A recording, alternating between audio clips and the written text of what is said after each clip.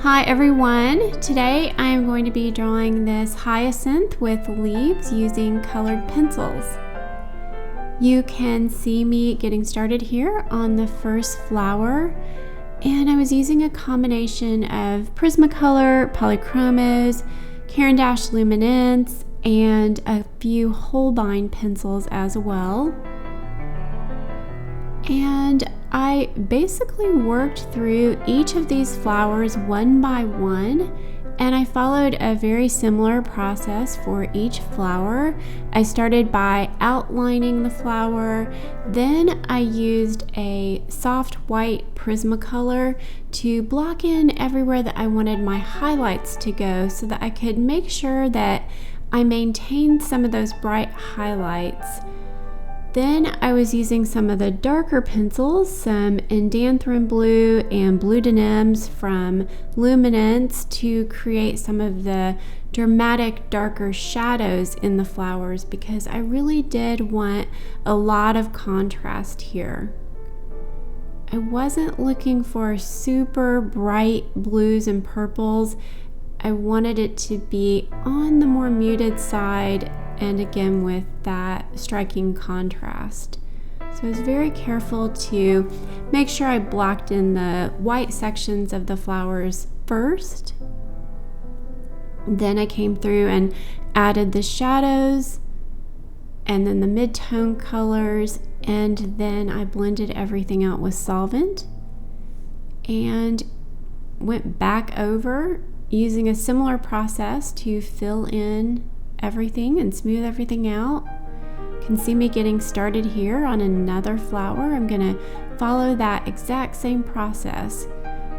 There I blocked in the shadows first. Now I'm coming through to create the highlights. You can go either direction, whatever makes sense for the particular area you're working on.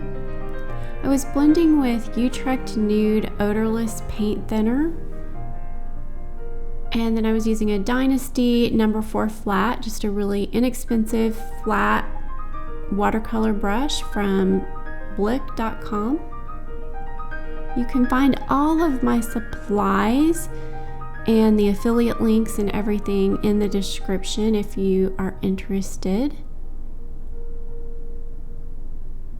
This is the flower that I worked on in real time for my Patreon tutorial.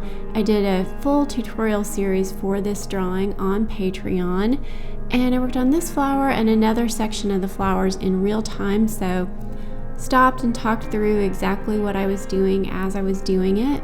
And then I worked on a large section of the leaves in real time over there as well.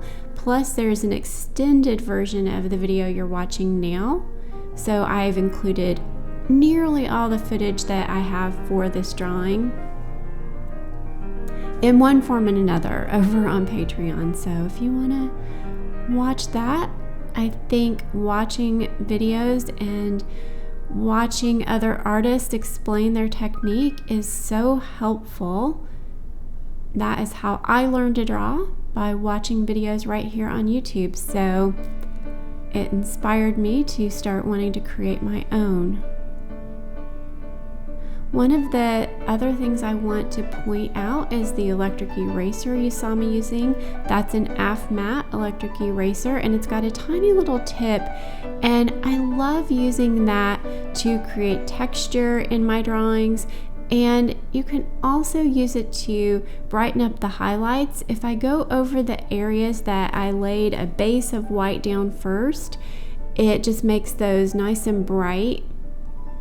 And also by pulling up a little bit of the pencil pigment, it creates a bit of extra tooth in the paper so that I can come through and adjust my colors and things, and those pencils will stick better where I've gone over it with the eraser, because it just again creates more tooth, which if you have any experience drawing, you'll understand what I mean when I say that.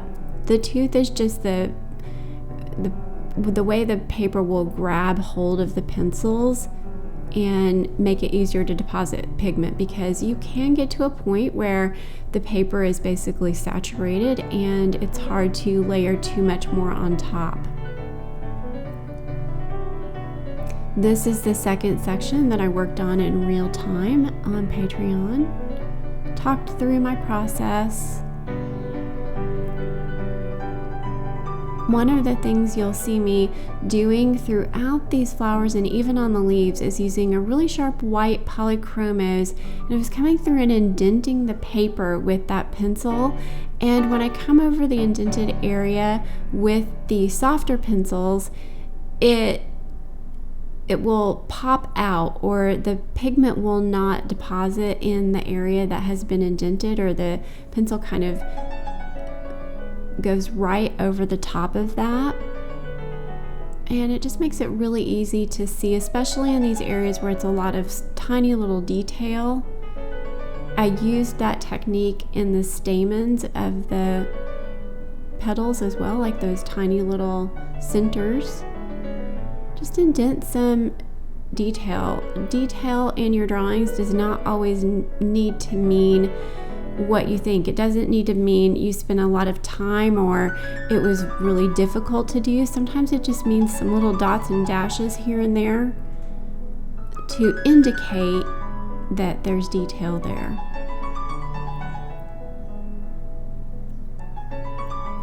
I worked back and forth with my different blues and purples.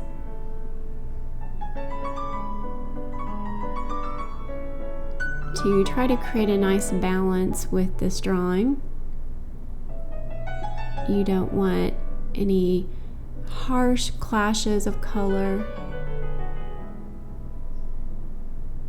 That's why I like to create a palette to work from and stick with that as closely as possible. Sometimes I will bring in another pencil. I'll realize I just really do need an additional color, but most of the time I like to stick to my palette, or at least close to my palette that I create at the beginning of the drawing, just by looking at my reference and determining which colors I think look good together. I like to say that if your colors look good together on your swatches or on your palette, they're going to look good together on your drawing, and you can be pretty safe to just use those.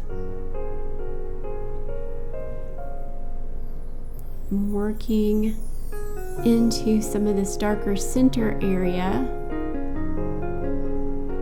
One of the things to keep in mind when you're working through a drawing like this, where there's so much detail, is just find the next best place, or the next most obvious either petal or shadow that you can block in and go ahead and draw in. And I like to describe it, it's like a puzzle. Sometimes you find that missing piece and then you can work out from there, because once you find that missing piece, then you find the piece that attaches to that and attaches to that, and it's a very similar process. Sometimes when you're looking at a reference, you just see this jumble of petals, and you just have to look at it and say, okay, where can I start? And you draw that one petal, and then you draw the one next to it, and like I said, it just really starts to come together.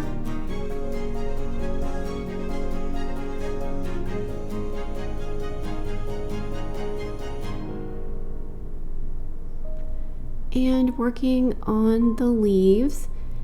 So here again, I wanted a lot of contrast in this drawing, so I used my 90% cool gray from Prismacolor to block in the shadow areas of the leaves. After I got everything outlined, you can also see me indenting some texture into the leaves using that same white polychromos. It's an essential pencil for me.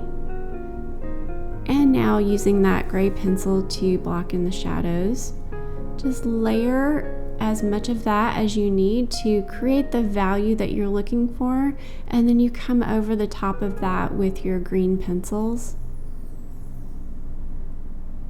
And so it looks like you've got a really dark green. I don't necessarily want it to look black, but I want it to be nearly black.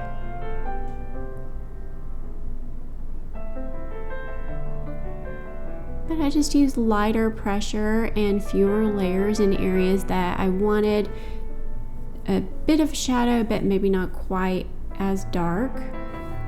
A lot of the pencils that you'll find in the sets, particularly with some of the greens, they're just not dark enough on their own to create the shadow or to create the kind of contrast that I'm looking for in my drawings. So that's why I like to layer some gray behind them. I feel like it works out perfectly. It's not the concept of the complementary color, which I personally don't understand well enough to utilize very well. I feel like using the gray behind the green has always worked perfectly for me, and it's a lot easier than trying to think about which colors to layer behind. Maybe one day.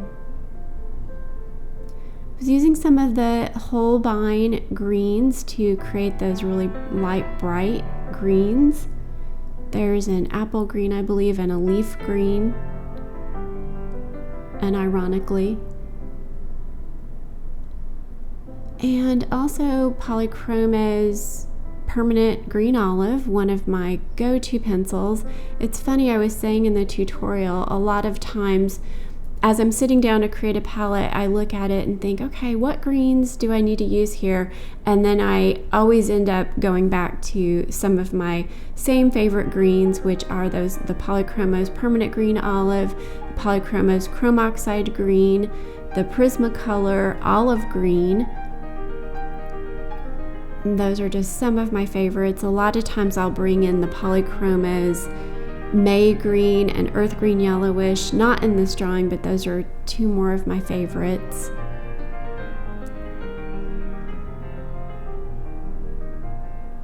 So that's the way it goes. If you've been drawing for very long, you end up just sort of finding your go-to favorites.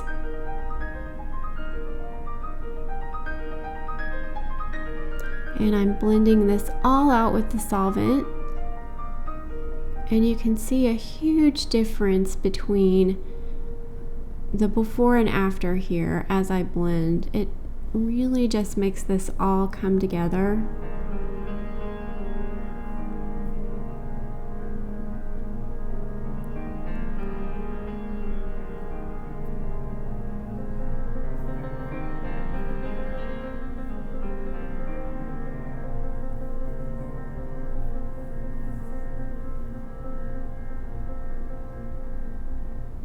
If you haven't tried that technique before, I would highly recommend it. I've created a full tutorial about using solvent, actually several, but most recently I created something called the Complete Guide to Working with Solvent with Colored Pencils, and it's one of my favorite techniques. You can definitely blend colored pencils without solvent. Lots of great artists doing that. This is just my technique. Once the solvent dries, I like to come through and clean everything up, add some extra details, sharpen up the edges. See me adding some extra texture with the electric eraser. And at this point, the drawing is getting really close to done, but these finishing touches are actually really important. It's harder to see a lot of dramatic impact on the video, but in person it really does need some extra steps here. It needs to be smoothed out, sharpened up, all of that sort of thing.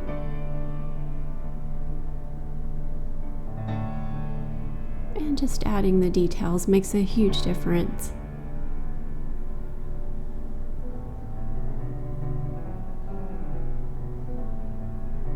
Making sure I get the contour lines in these leaves so that they have shape. I'm going to make sure those lines go in the right direction.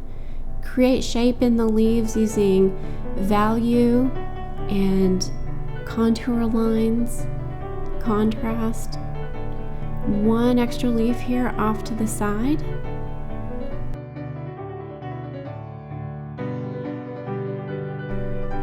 And I am just about finished with this. Like I said, if you are interested in learning how to draw it, you can check out Patreon. And otherwise, I will be back with another video here on YouTube. Thanks so much, everybody, for watching.